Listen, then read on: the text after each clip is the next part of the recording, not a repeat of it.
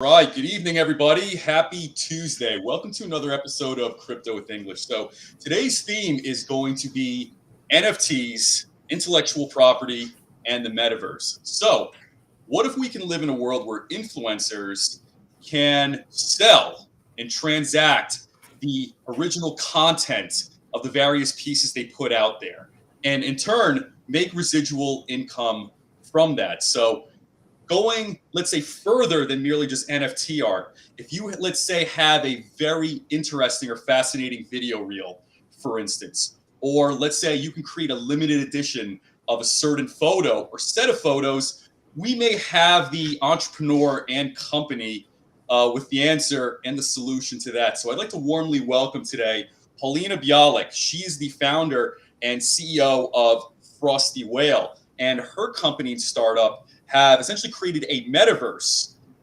marketplace, if you will, where influencers can go and monetize their individual content in the form of NFTs and transact from there, building a secondary economy and another stream of income. And by the way, a very creative stream of income. So, Paulina, thank you very much for coming on today. Thank you very much for inviting me and for this great introduction. Anytime. What made you, excuse me, what made you, I guess you could say, what inspired you to create this idea? Yes, so actually two things, two life moments. So the first one was that my very close friend, we can call her a sister, Sure. she became a social media influencer.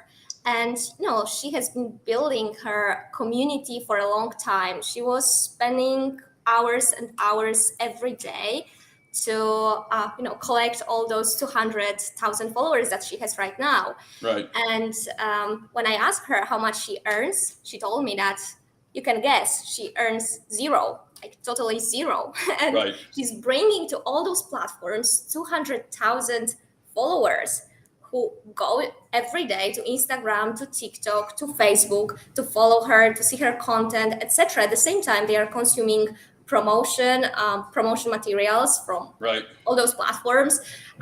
They are putting their own data that is used by all those platforms, and she's paid nothing, right? So I had this feeling that it's a bit unfair from this perspective that all those social media influencers earn very little or nothing. So I did much more research. She was not the only one that I spoke to, but I also reached out to other influencers, also pretty big ones, and I asked them how much they are paid.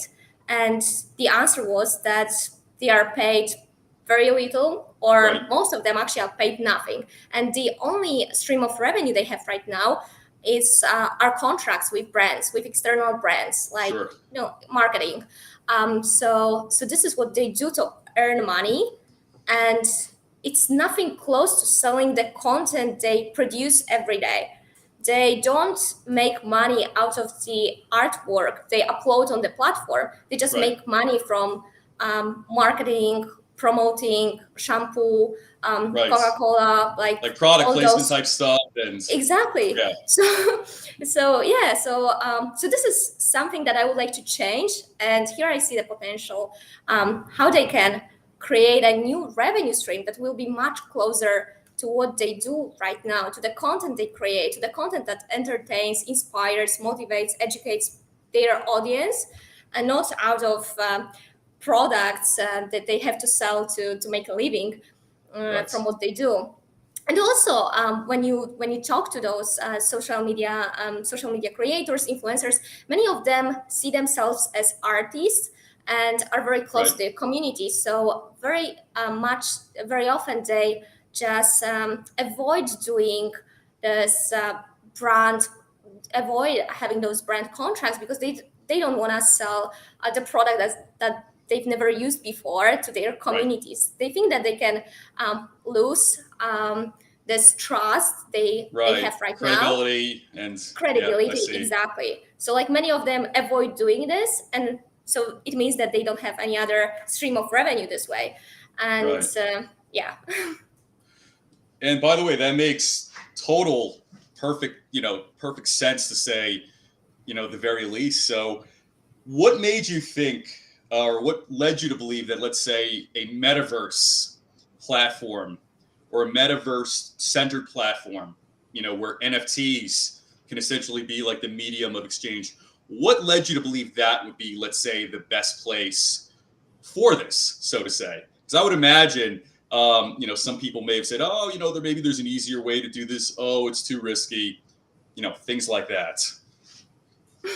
So when it comes to metaverse, so it's more our strategy for the future. So there is no metaverse at this stage. So we started with NFTs and transactions between influencers, their communities, but we are thinking about offering something more than just the NFT, than just a photo, right? Something that there can be some utility behind it, and that's why we consider and plan to do it in the metaverse.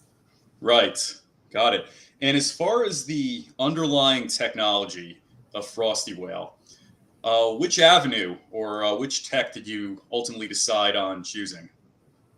Oh, you mean blockchain? Right. So when it comes to blockchain, so we decided to use Polygon blockchain.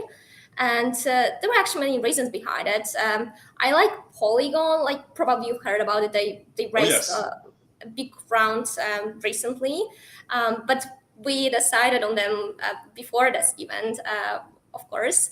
But yeah, I'm a huge believer in Polygon, and also, there are many different blockchains, but in our business, gas fee matters a lot. So it cannot be too high because our transaction volume is much lower. So then, like Ethereum has just too high gas fee that's why we cannot use it. It doesn't make sense for us. Right. And I would say choosing Polygon is a very wise and you could say forward-thinking way of going about creating something like this, especially in light of the fact that Ethereum is, you could say, almost infamous for high gas fees and lower transaction speeds than a lot of the current blockchain tech out there. I think it's 12. I think it takes 12 to 15 seconds per transaction. That's among some of the numbers out there for Ethereum.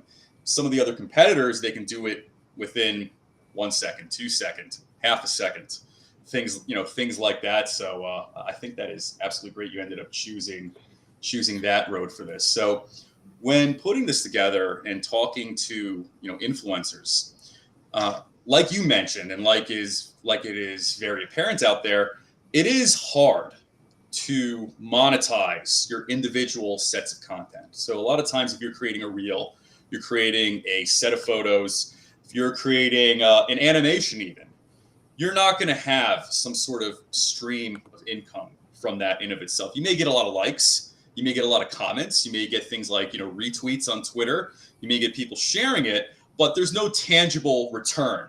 And a lot of the returns are often, I think, more or less indirect. So somebody will hear of this content, they'll tell all their friends, and let's say a community starts building, and then eventually I think maybe sponsors and other kind of branding opportunities come their way. But that's a few layers, and it's kind of hard to almost foresee that when you're doing that. So how does an influencer get started with FrostyWhale, like creating an account and stuff like that? Sure.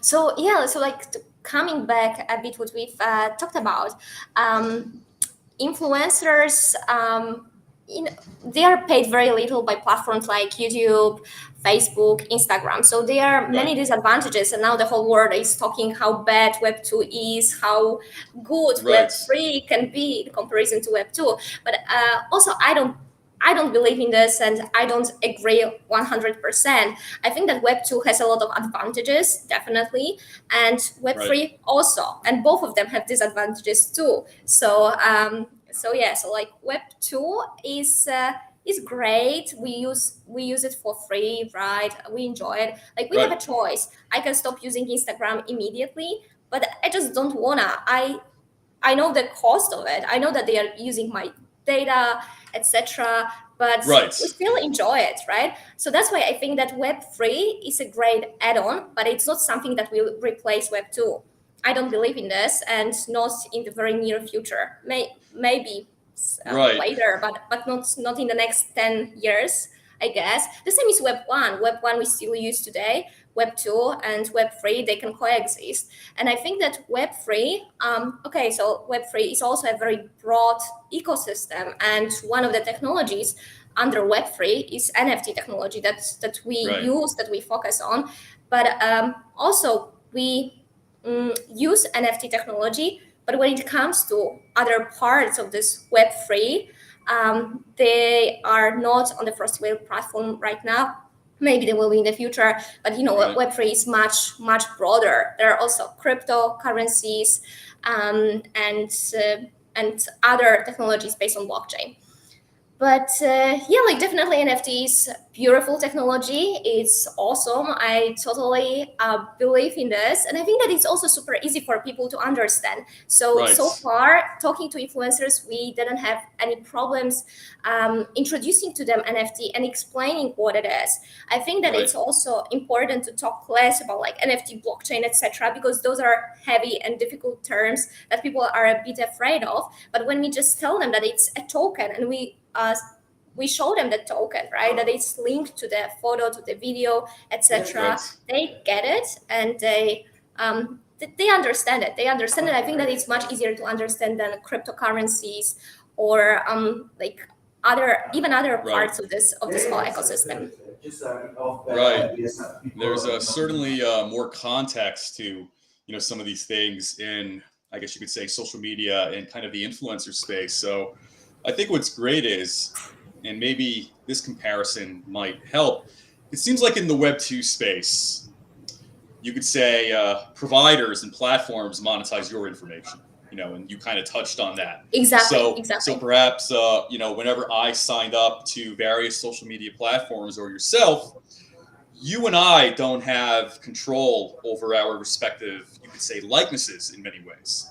So that can be sold to third parties, and then third parties sell that to even more remote parties. And then, all of a sudden, you get spam mail, you see kind of a copycat and, fake profiles being essentially created of you. It can lead to all these like very, very different things. And it seems like here with the metaverse, you're allowing at least the creator to have, some ownership, some sovereignty over their likeness, especially with, whatever they put out there. So I think that is great. So if I was to use your platform on FrostyWhale, I could essentially create an NFT of, let's say, this very conversation that we're having over this episode, or at least maybe smaller clips of it anyway. I would imagine to mint an entire hour, that would still kind of take a fair amount of resources. So I could essentially mint this 5 or 10 minute clip.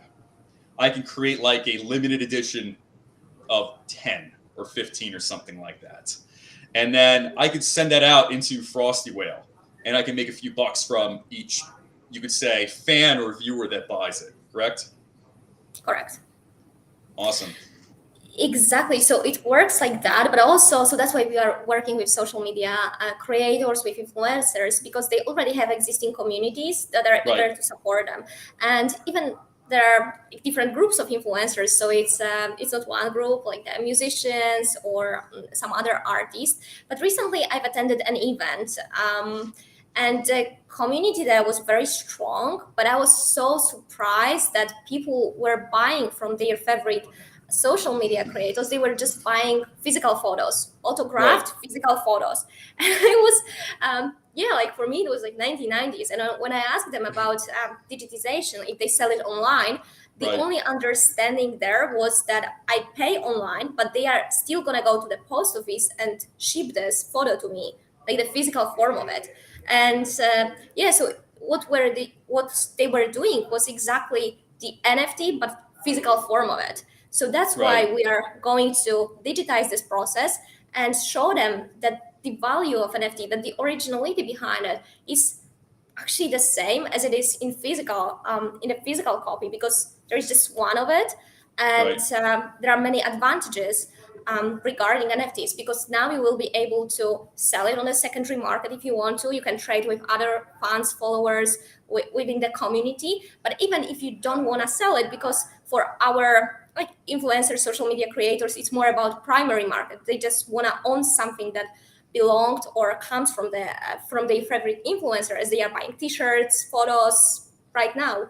Right. And so even if you don't want to sell it, still you can keep it if you in your own virtual gallery. You can easily prove the authenticity of this item, which is not that easy in the physical world.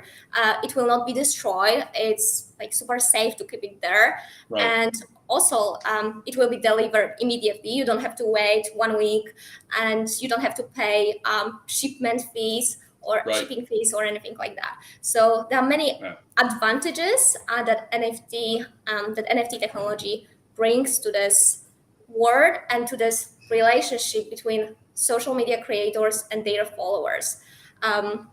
So like this relationship, this connection already exists. There are already transactions, but they are all in physical world. And now we want to digitize this process and show them that you can do it using NFT technology. Got it. And when it comes to your branding and your logo, how did you come up with FrostyWhale? Because I got to say, I do like the insignia, the logo of, I guess you could say, of the circle with the inverted whale. It looks like a yin yang symbol. It's very similar to that. Exactly. Yeah. We are focused on Asian markets. So the company is based in Singapore, and the symbol is pretty known here. But maybe the name was even more interesting how we came up with this. So we wanted to have something that is not associated with, with NFTs right away, because there is a lot of negative press out there. And we wanted to have something that is like very much neutral and will somehow interest people what it is and how we came up with it. So probably you saw this series on Netflix, Robots, Love Robots, and and I don't remember the English name of it. I saw it in Polish, but this Netflix series, there was a FrostyWhale. So like we were watching this. Oh yes, it rings a bell. Yeah. So this is somehow frost.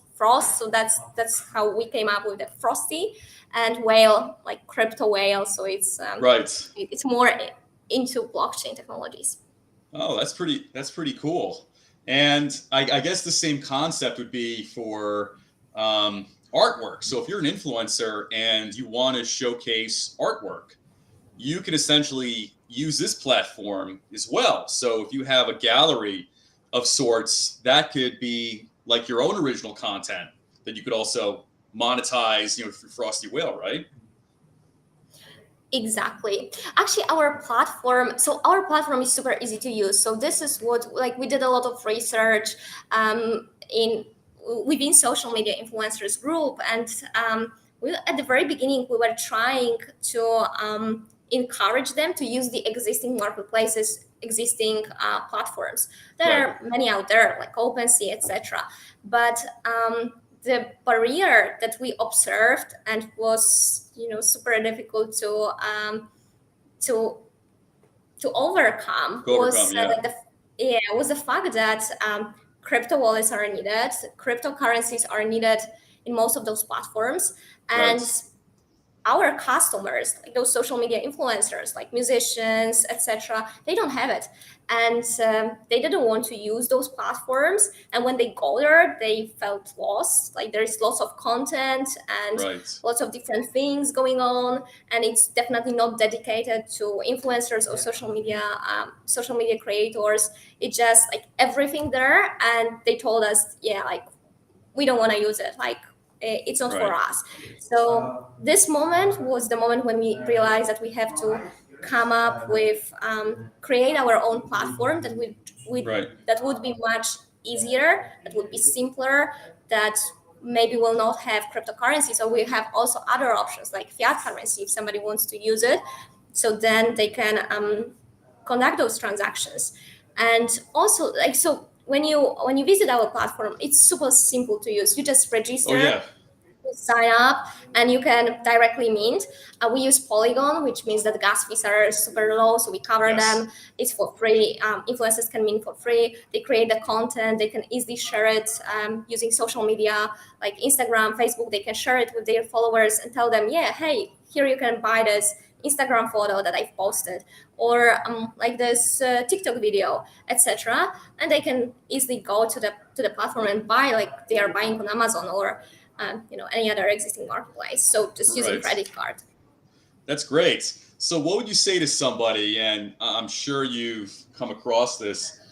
What if somebody said to you, well, why don't I just take a screenshot? Why don't I just use some recording software if I want to have, like an original collection of something, and I could just, look at it whenever I want instead of, pay some sort of gas fee or some sort of, processing fee of sorts. And, why can't I just do that instead? Like I'm sure, like I said, I'm sure you've probably heard that from people. So what we do, we train our influencers. So we conduct workshops for them to Yes. introduce them to the whole space, so they can also have some like basic understanding how it works, how this technology works. And always our goal is that at the end of the session, when there is a Q&A, Right. that they will not ask us, why should I do this if somebody can screenshot? Right. So Sure. this is our goal. As soon as we don't hear it, then we Right. think that we are pretty successful with explanation. But also we have Right. answer for that. So it's like you can also go to the museum or to the gallery and you can take a photo of this painting. Right. So like it's almost the same, but you are not the owner. You are Right. not owning this, and yeah. So I think Right. that this is pretty similar. Yeah, for sure. So I'm kind of curious about something as well. So your idea for FrostyWhale and essentially creating this metaverse marketplace for influencers. Is it easier to pitch this to investors or family members? Because the reason why I ask this, because a lot of times when I've had to explain blockchain and Web3 related things to like relatives, I usually get kind of a few like blank stares and like a bunch of follow-up questions and things like that. So, do you have any stories regarding that? Yeah, I have many stories regarding that. So actually, I was trying to explain it to my parents, and I think that Yeah. they pretty get it. But on the other hand, when I explain it to investors, of course, it depends what kind of investors they are. But Right. If they are more blockchain investors, I think that they are still very much focused on the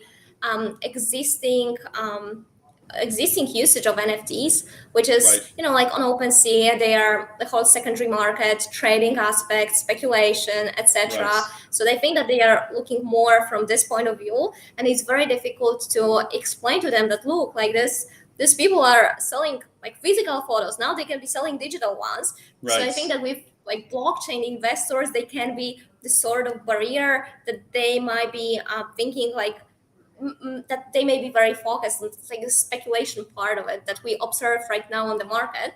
Right. Of course, like some of them get the concept, so it's not that bad. But yeah, I think that when it comes to family members, as far like you shouldn't go too deep into blockchain. Sure. If you just simply explain to them that there is this token that is combined, that the token is unique, that this is unique string of characters, etc. I think that they are getting this. Got it. And by the way, I think you raise a good point regarding, I guess, the answer to the question, why can't I just take a screenshot or just record something with my software? And it really made me think of myself. So back in the day, and mind you, I'm 37, but when I was a kid, I collected a lot of baseball cards and football cards. And a lot of them came with like this little seal of authenticity on like each set, some sort of little logo indicating that it's essentially a legit, version of that. I would compare essentially that to, would I rather actually own the trading cards, or would I rather own a colored Xerox copy of the cards, so to say? So that's actually what came to mind about that. And I think your answer is a very good explanation, because in fact I've heard that from people and I've gotten messages about that. I think a lot of this has to do with ownership, and anybody can create a copy, but nobody wants to buy copies. That can be of anything. Nobody wants to buy copies of something, unless there's a very, very specific, if not illicit, purpose to that. So, whether it's, let's say, an influencer I like, if there's an opportunity for me to get a limited edition of memes, like funny memes or something like that, and I can own it, and let's say through FrostyWhale, there's essentially a code within the transaction that indicates its authenticity, then I would rather do that. Of course, you know, if I had the option of taking a screenshot, I'd be like, well, why the hell would I do that? There's no connection to it. You know what I mean? I think There's no people like to connection to collect. it.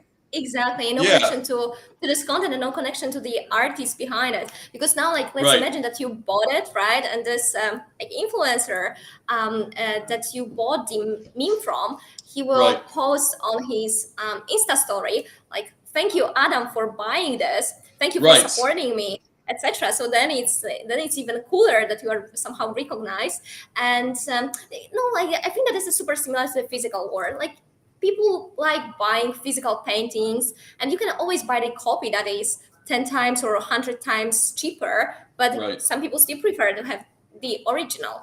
right, And also it's something that we confirmed. So like we've been talking to those social media influencers, and they told us that on Facebook they create some sort of they sell through Facebook. Okay, so like this was another thing that they sell through Facebook, and on Facebook they post Polaroid photos. So they just take Polaroid photo, and each of them is different. So they sell 10 of them, and the right, person that writes the comment first will just buy it.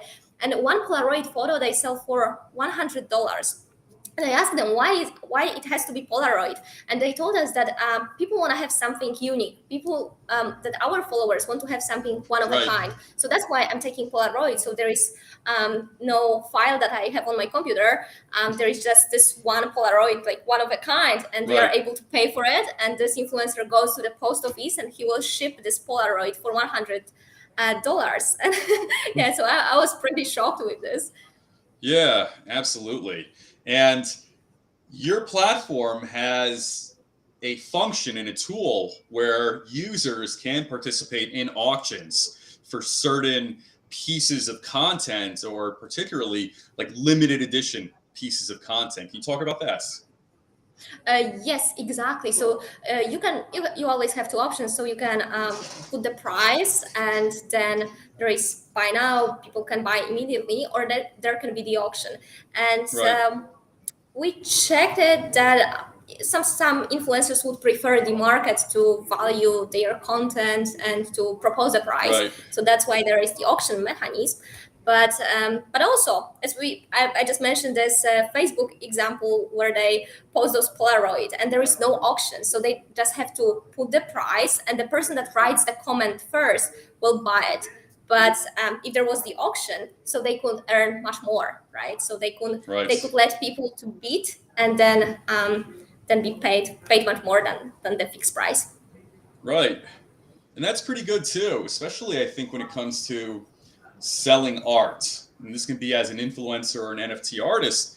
But traditionally in art, there's a lot of overhead and there's kind of a lot of barriers you have to overcome, first, essentially before you kind of start making money. And I think in this new Web3 economy, you can essentially avoid a lot of those startup costs and literally start posting your collection on this metaverse centered platform for influencers. So I'm curious as far as the metaverse itself in your platform. So I could essentially in a metaverse setting have like an avatar of myself, Adam English, host a crypto with English, something like that, and I could literally kind of like walk around almost like a video game and in real time deal with influencers, make bids, participate in auctions, interact back and forth, and things like that, right? Exactly.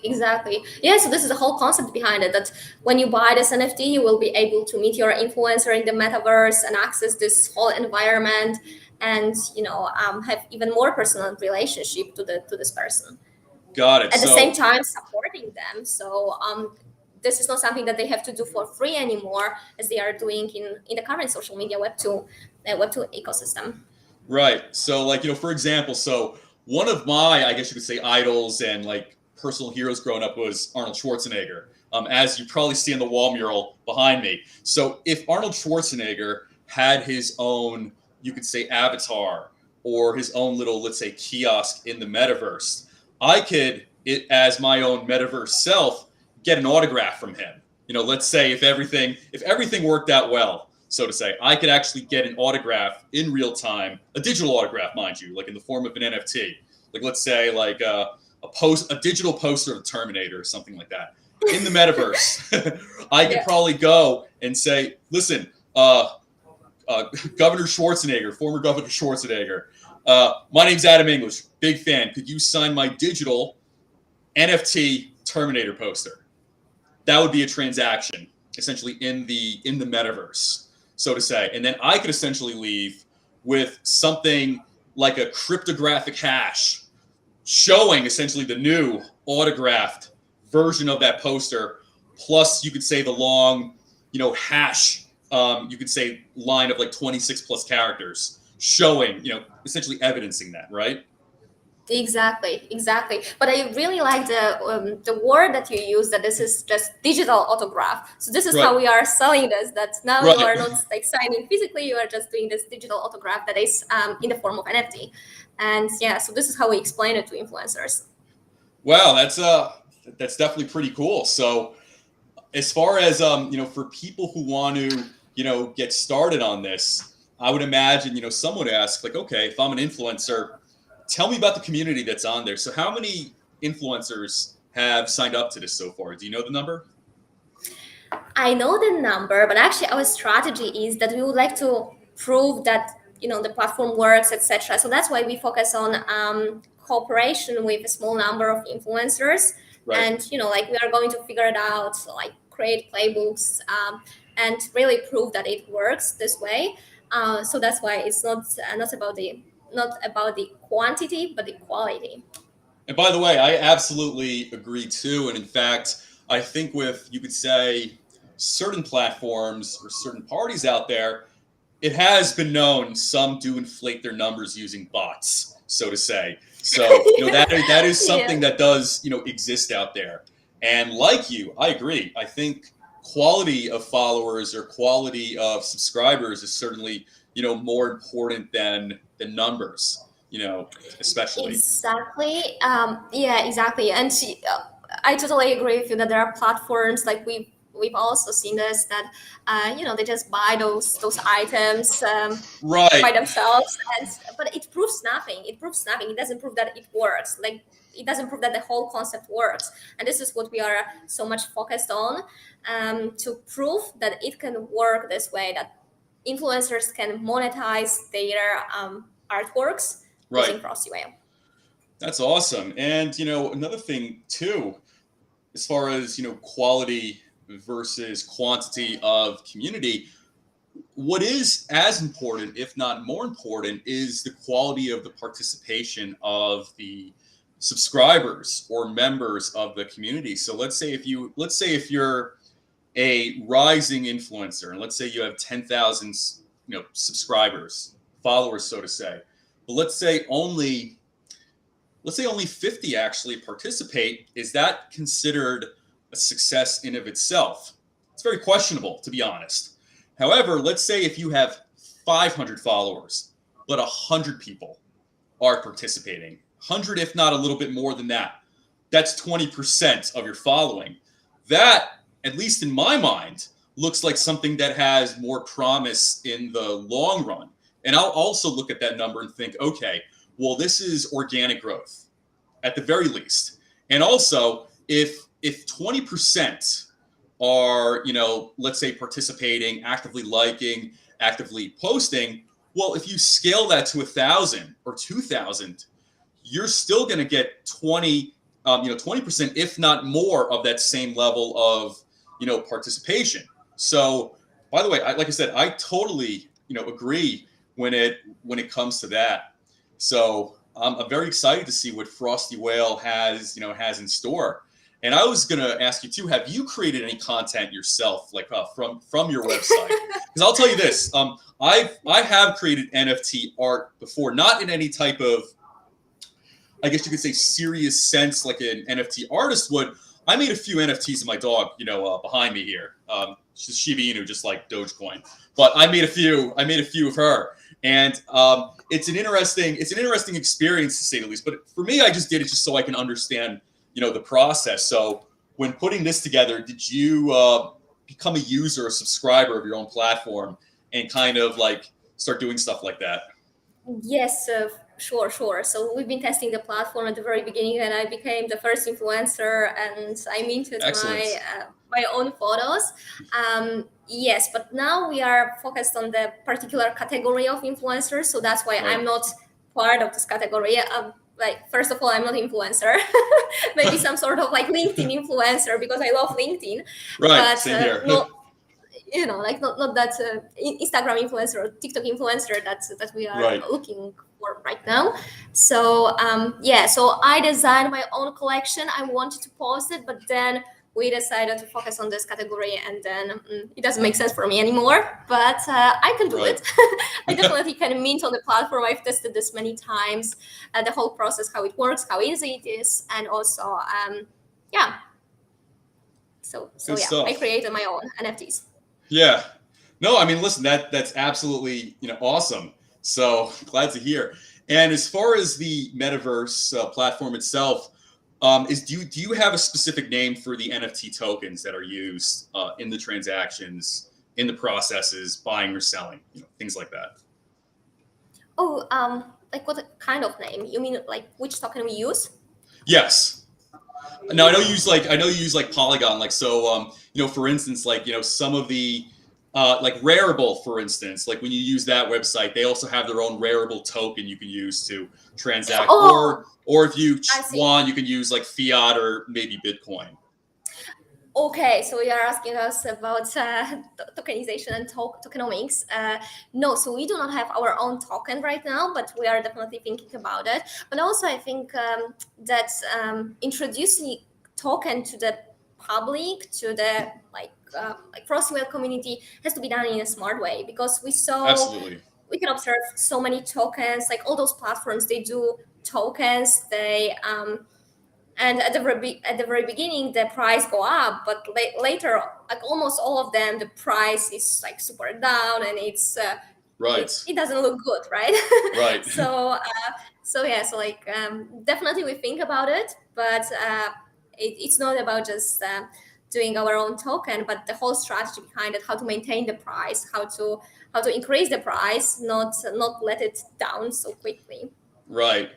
And by the way, I think that's a very good and cautious approach to take, because I think for as many success stories as there are for ICOs and coin creation and raising funds that way, there are probably twice or three times as many, you could say, failures coming from that. I guess you could say like mistaken timing or mistaken technology, and you're trying to launch a token and then it kind of ends up crashing and burning, so to say.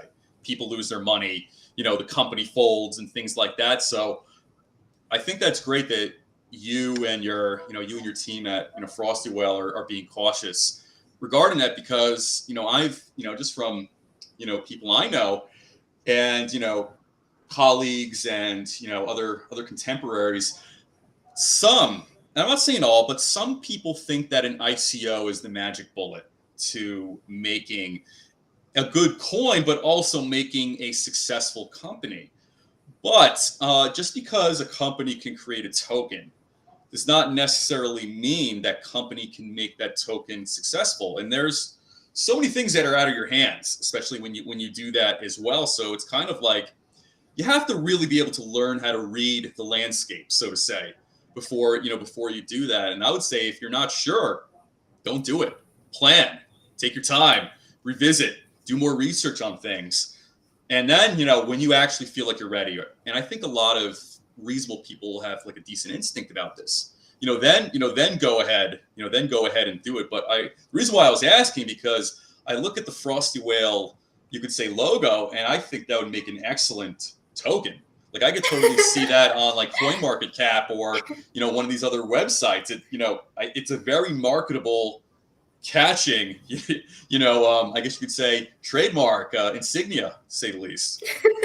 Yeah, I totally agree with you. So I had the same thoughts that it's gonna look good, but also taking into so maybe we're a bit different project, because our customers are people who are not into blockchain space, who Right. don't know much about it, right? So even if we do our token, so then we need the whole strategy. And when you take a look at all those companies that have their own tokens, they are more into this blockchain environment, more into this blockchain community that Right. understands the value of the token. They buy it, etc. And for us, it's not the target customer, like this blockchain enthusiast. So that's why we put a lot of effort and pay a lot of attention to the target customer, and we focus on them 100%. And these are people, like for them, it would be much more difficult to explain the value of token.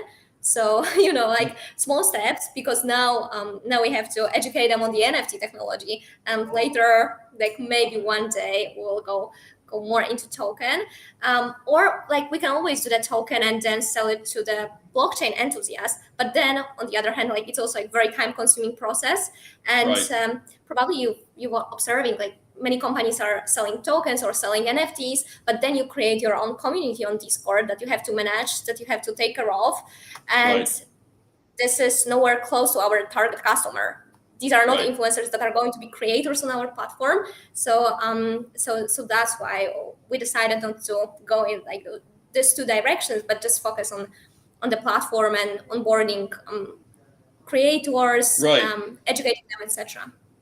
And by the way, that's a very good philosophy to take when, I guess you could say, executing this. Because a lot of people who are going to end up joining this, a lot of influencers, they're not going to essentially be tech experts themselves. So the issue is, how do we make this marketable so people are at least attracted to coming onto this? And essentially, the ultimate goal of this platform is intuitive to them.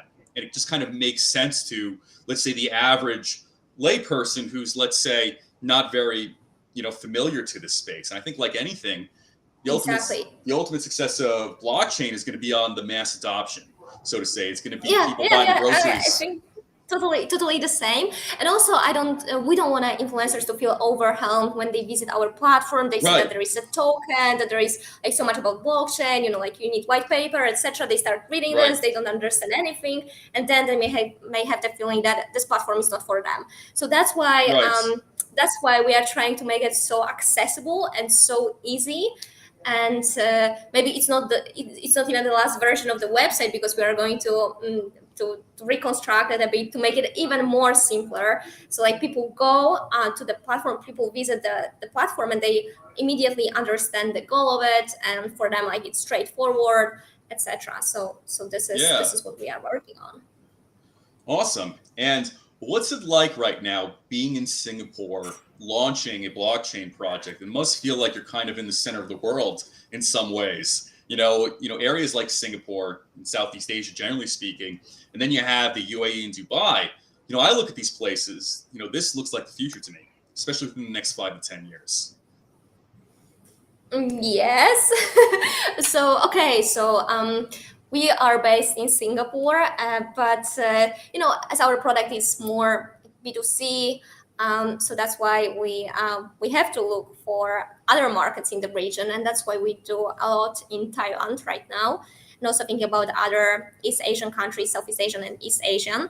But Singapore, like definitely a great hub, and the secondary market for the NFTs is very liquid here. This is what I heard recently. The liquidity is super high in Singapore.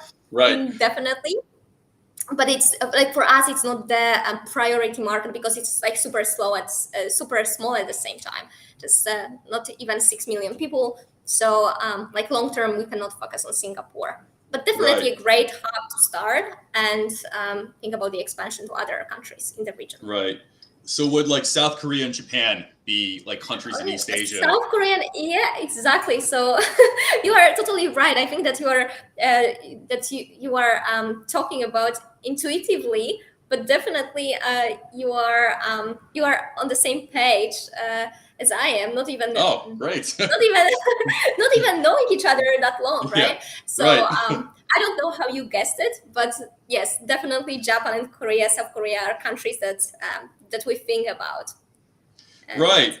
Yeah, I mean, maybe some of it was intuition, but also, just doing my own research, and also, hearing things from, other friends and colleagues I have in this space as well. But South Korea and Japan look like very good markets for these type of products, and, kind of having collectibles and collections of different, individual influencers or NFT artists or anything and everything in between, for that. So, and Exactly. it seems like a good enough area to market to and sell those kind of products without too much. I think without too much burden, from what it sounds like.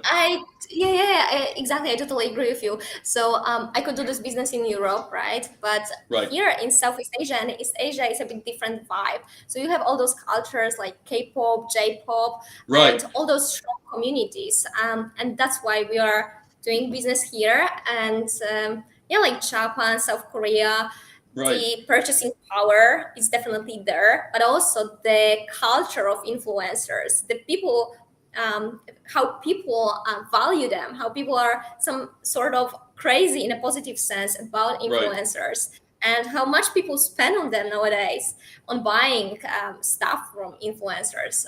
So definitely, these are promising markets for us. Yeah, I mean, you mentioned, K-pop, for instance, but given the amount of trends that, let's say, come out of both of those countries, having an NFT collection, makes a lot of sense. And, doing some type of business where you can capitalize on some of those. So whether it's, let's say, a K-pop collection of, certain artists, that is something that's going to have a lot of market value, in Asia. And by the way, most likely in Europe and in the United States. And let's say if we talk about Japan, whether it's let's say a new animated series or something along the lines of like Pokemon, these are things that kids are going to want to collect. And I have a 4-year-old son, so Pokemon is still very, very popular, so I hear all about it. So I'm sure if children and adults have opportunities to buy those things, I think more often than not they will. Exactly. Anime, manga, comics, like Right, it's like super strong culture here. right, So yeah, so definitely great market. Like when you mentioned K-pop, K-pop definitely is huge, but I think that it's also like very similar to NBA Top Shot. What they did there is oh, the whole company behind it, and that's why K-pop is not on our focus right now, because behind those big K-pop stars, they are huge companies, right? So then we have right, to make a deal with the company, and there is no this direct connection and relationship and transaction between the K-pop star and the fan, because it will be probably traded. Like the company right, will stay behind, and the company will own all the NFTs. You will be just buying from the collectible point of view. That's great. So this is how the NBA Top Shot works, but you are not right, buying directly from like LeBron James or any other basketball player. So this right, is like another value of our platform, that you are trading, you are buying directly from your favorite social media creator. And this is how you can strengthen this relationship. And that's why we also have this auction mechanism. So even if you are a big social media creator, people will be able to pay more for your artworks, for your NFTs, and still you yeah. have motivation to sell them directly, not doing this through assistants, managers, etc. So yeah, so we are working directly with creators, and yeah, and this is also our idea for the business. Good stuff. So for 2022, what are some of the goals that Frosty Whale would like to accomplish? Because it seems like the theme of 2022 is going to be the metaverse. I think Bitcoin is still very relevant, but I think with the growing popularity, knowledge, and I think the technology of the metaverse, Bitcoin itself does not have all the attention anymore when it comes to this space. The attention migrated to NFTs. And I think this year we're starting to see more interest and attention in the metaverse economy, in the metaverse marketplace. So, like I said, so for Frosty Whale, what do you hope to accomplish for this year? Sure. So definitely this year we are focusing on one category, because we believe that to build a successful platform or marketplace, you have to go category by category. So this is what we've Right, been doing right now. We don't want to go too broad, and we do like one category in Thailand. But if we prove that it works, then we will expand to other countries that this category is also like very strong. And this is definitely our goal for this year. But right, also the metaverse is developing very fast, and we see a huge potential. And the category that we are targeting is very close to gaming as well. So that's why, like, for them, the metaverse is even more appealing, more exciting, and this is Right. what they are looking for. And yeah, like, we will be exploring the space, and hopefully maybe next year you will be able to buy the NFT and use it, and join the metaverse and see your favorite influencer have like almost like personal relationship or interaction with them. Right. And what is going on in Thailand, right now, as far as NFTs and the metaverse? Because you mentioned Thailand a few times already, and I Yeah. know at least in the Philippines right now there is a huge boom in NFT gaming and play to earn, or play and earn rather. So if you can kind of get into some of the details about Thailand, that'd be great. Sure. So definitely, like, regarding Thailand, Thailand has a bit higher purchasing power, so it's more developed country in comparison to Philippines or Indonesia right now, and pretty populated. But also they have blockchain exchange, which is called BitCup, and yeah, this blockchain, this cryptocurrency exchange, they have they do a lot of promotion, so that's why those topics of blockchain, cryptocurrencies are somehow known for Thai people. They, that they saw it in TV, they saw it in the internet, and they somehow know something about those topics, so that's why it's a bit easier to talk to them. But also I think Right. that Thailand, Bangkok, is a very vibrant and dynamic entrepreneurial ecosystem right now. Yeah. And the last time I was in Bangkok, like 2 weeks ago, I visited an exhibition which was there were paintings, but there was also a QR code to each of the painting. You can Oh, very scan it and you nice. can buy the NFT. So yeah, so it's already happening there, and there are many events like that. And yeah, I see that Thailand is very promising country. Right. Yeah, same here. I'll tell you this: when it comes to Thailand, their I guess you could say their national Thai boxing, sport is still very popular. It's still very relevant, and there are a few very well known fighters that have come out over the past few years, and I think at least Western audiences probably have some more you could say detailed knowledge about them. So if there's a certain athlete I like, and by the way, that's just really kicking ass and is just like an overall good athlete, like I would buy a collection of them, for sure. So I mean that's where my mind is at. So I think I will definitely keep a close eye on Thailand over the next probably few years. A lot of great things are coming out of different parts of the world, whether it's in Singapore, the you could say the rest of Southeast Asia, and many other areas. So NFTs are not going away, and I know lately some critics have dismissed NFTs in of themselves, but they're not just for art. They're really almost a means of exchange. That provides additional benefits like a residual royalty-like income if you're able to sell something, of Exactly. your own as well. So I think that's great, and I like the fact that in this NFT economy, especially when it comes to whether it's influencers or celebrities and they're selling something, it does create a bridge and a connection between, you could say, the artist and the fan. So it's not just simply like you're going into going into some regular, sports merchandise store and you're just buying, some cards, or you're buying some Exactly. memorabilia. There is an immutable ledger, showing everything. And there's kind of a direct connection, so to say, excuse me, between those two worlds. So I'm very excited to see what the future, holds when it comes to this. And I yes, I please totally continue. agree with you, and yeah, so this is how we look at this. That this interaction, connection that now can be built using NFT technology. But also, you mentioned royalty fee. So this is definitely the aspect that hasn't been explored yet. Because if you sell something like physical stuff, you're never gonna get royalty fee. Right. But with NFTs, you can get the royalty every time the item is resold, which is great for the creators. Absolutely. And by the way, how did you get into blockchain technology to begin with? I noticed that a lot of people who are, entrepreneurs, they enter the space with a certain project and they create that project. Everybody seems to have a story as far as when the switch went on, as far as, all of this stuff. So I Oh, wonder, okay. what's your story? Okay, sure. So I worked in a venture capital fund before. So I had a lot of, like close relationship with the entrepreneurs, with other startups. We invested a lot. But even recently, we invested in one NFT company 1 year ago.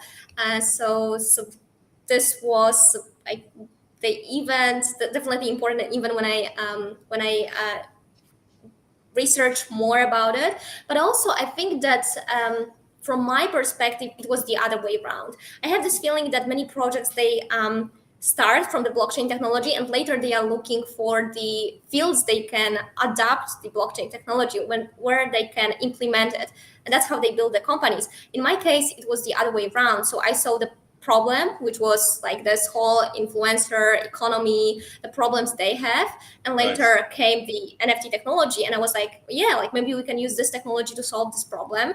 And yeah, so I think that it was maybe a bit the other way around than Got just it. trying to adapt NFT technology everywhere, like many companies are trying to. And I think that if there was another technology that was better than NFT, I would just be using another technology. But I don't know Right. any other one that can solve this problem that I see. Right. So that's why, like, I see that NFT technology is very promising. We are using this in our platform, in FrostyWhale platform, and yeah. Got it. And what advice would you give to aspiring entrepreneurs out there who are looking to create their own projects in this space, whether it's with NFTs, cryptocurrencies, or just some sort of use case, blockchain solution? Oh yeah. So the advice that I have is, I realize that many entrepreneurs, so like myself,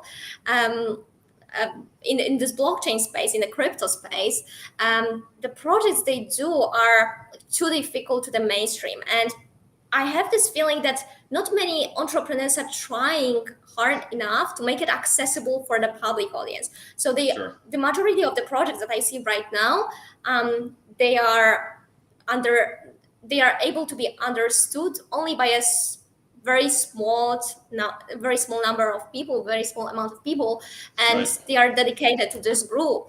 And other people feel like it's not for them, and that's how the whole NFT like bullshit and bad press starts, because people feel excluded, that they are not part of this project, that Good they don't point. understand it, etc. So the advice that I have is that we have to think about the mainstream and we have to make the technology accessible. So we shouldn't expect people to understand the technology inside out. This is They don't have to understand internet to use it, but the Right. applications, Great points. platforms, everything we create should be accessible to them. We cannot create those barriers that many platforms have right now, and people like visit them and they don't know what's going on. They just leave immediately, and later they are going to criticize in media that it's bullshit, it's bad, blockchain is bad, Right. etc.